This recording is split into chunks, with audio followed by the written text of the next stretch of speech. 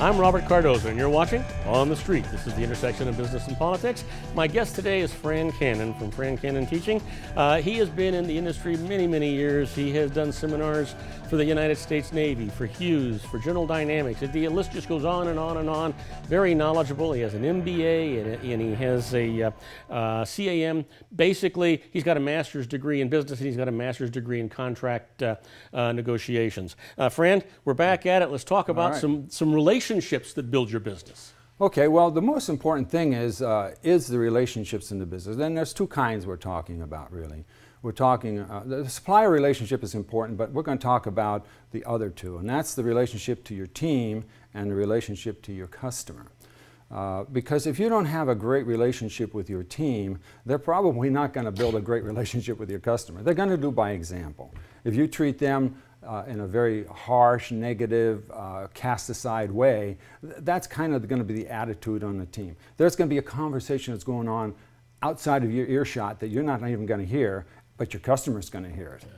And you're not even going to know it. You're going to see your customers floating away and you won't know why. You know, unfortunately, and it goes in both ways. What I found in my tenure in my own business was that I was the last guy to find out when something was not going well, and I'm the one that had to go out there and be the fireman to make it well. And the thing that I stressed all the time is I try to treat all of my staff as if we were in business together. They weren't working for me. We all just had a different job to do. But the first thing we needed to do is to make all of my clients feel very comfortable so that they were loyal and they had confidence in me and my staff.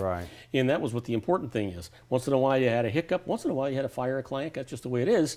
But boy, very seldom, because no one would cry the tears I would cry if I lost a client for whatever reason it would be.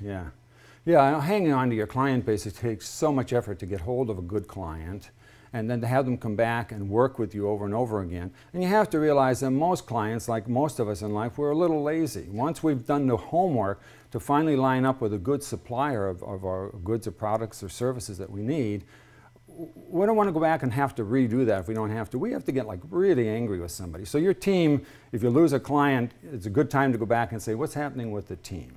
What's happening with the team? Do a good analysis of your operation. Absolutely. Now here's the interesting thing about the team. The team doesn't have to be your family. I mean, we like to talk about them like they're family, but you got to treat them like professionals.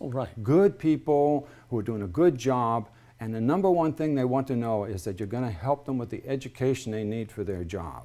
I know when I worked in corporate America, oftentimes you'd get a new title and they'd set you down someplace, and there was no training for it. You just kind of had to pick it up from all the people around you who weren't necessarily have the time or the ability or inclination to try to help you. We used to refer to that as baptism by fire. Exactly, yeah. You know, and unfortunately, and I would never, in the business I was in, I couldn't do that anyway because we had so many legal restraints that kept us from doing that. But the truth is, you know, when I said treat them like family, I think you're right. You treat them with professional respect. Because you need to get that in return in order to grow your business. Exactly. And you want to hold that little bit of level that you have the authority. So when you get like too family, well, families have a lot of problems. I've coached a few family businesses, and I'm going to tell you, they have a lot of problems within their family. And you can see that going on with the Lakers and all that right now with the things that are going on with their teams. And trying to figure it all out. But you know, let's talk about the Lakers for just a minute and Jerry Buss. Which I'm not a big sports guy, but I was astounded at the preparation that man made for the future where he was not going to be around. Exactly. You know, he did all the planning and all the work so that he could maintain the integrity of what he had built. His family would still be running it and taking care of it, and he had actually indoctrinated them into that so that they might stumble but hopefully not fall. He was a great planner. He was a terrific planner, and even he said in the early years, he said his number one thing he wanted to do was build something that would unite Los Angeles. That was a huge thing. I mean, that's how far and how big he was thinking. And that's what most people need to do if they're going to step into that mid-sized level business where they're building an asset. You have to think about, I'm building something that's really great for the whole community. That way it will maintain itself within the community because you're so needed. Let's talk about finding your voice and about finding your voice in business. Let's do that. Just spend about a minute and a half on that. Sure.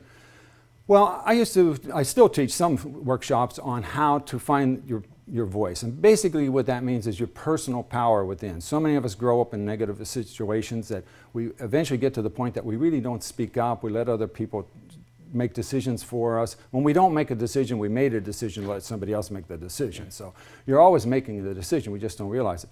So we help people realize what that means and finding their voice and what they're about. It's also important for them to do it in business. There's plenty of examples where in the airlines where the co-pilot knew that they were in trouble, they were running out of gas, but he didn't have the voice to speak up to the pilot. And the plane crashed and killed some people. This is a well-documented aircraft crash that happened a few years ago. So you have to have the voice in business, and your people have to have the voice to come and say, boss, this isn't really working.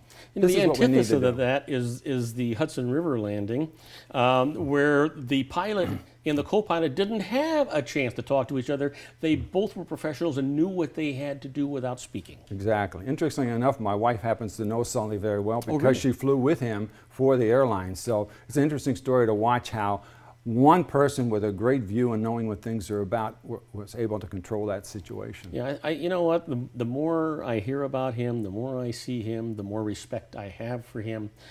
He just seems to be a really terrific human being, and probably one of those examples of what most people should strive to be. He hasn't let any of this go to his head, from what I can see. No, he was a very good man. He would have been just as fine just retiring as an airline pilot. That would have been great. So this is kind of like foisted on him, and he rose to the occasion. He's been a wonderful example for everybody about how to do this. Well, before we run out of time, let's give that website one more time, contact information.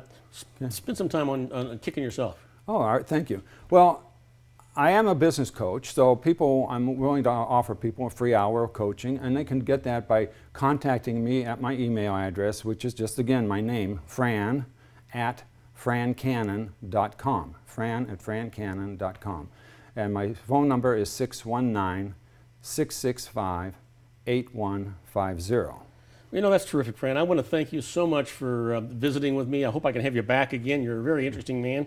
Maybe even do a whole show with you one day. I think we could probably outline that and have a very interesting show. Well, it's been a pleasure. Thank you so much for having me. Well, thank you. Now, I want to remind everybody that you're watching On the Street. This is the intersection of business and politics. Coming up next, we're going to do the good news and the bad news. You don't want to miss this. Obviously, we're going to be talking about the next bailout, but it might be a real surprise for you. Again, I want to remind you that you're watching On the Street. This is the intersection of business and politics. I'm Robert Cardoza.